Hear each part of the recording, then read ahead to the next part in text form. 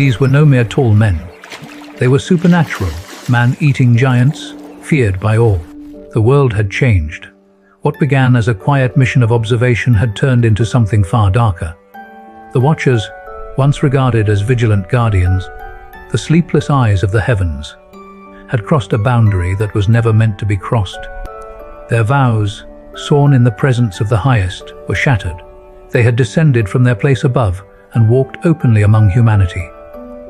At first, their presence was a gift. They guided mankind in the ways of knowledge, taught them how to till the soil more efficiently, how to mark the seasons by the movement of the stars, how to craft tools and ornaments of metal. But that guidance twisted into something else.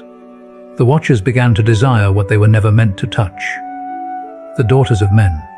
They took them as wives, one after another, abandoning their charge of watchfulness. This union, forbidden from the dawn of their creation, bore fruit of a kind the earth had never known. The Nephilim. They were not merely large men.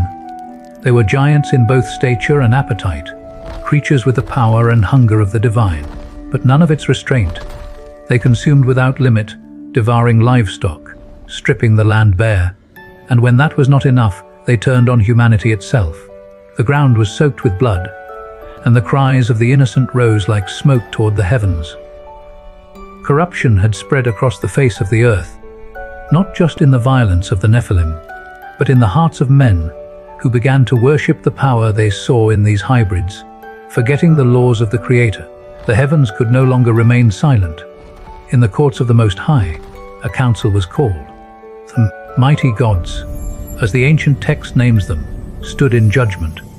These were the great princes of the heavenly realms, beings older than the world itself, their will like iron, their word unbreakable.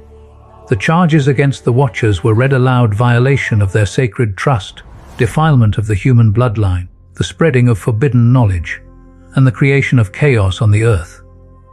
There was no defense they could give.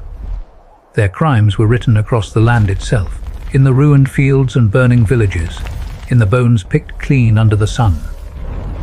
The verdict was unanimous: they would be removed from the earth forever. The sentence was not execution,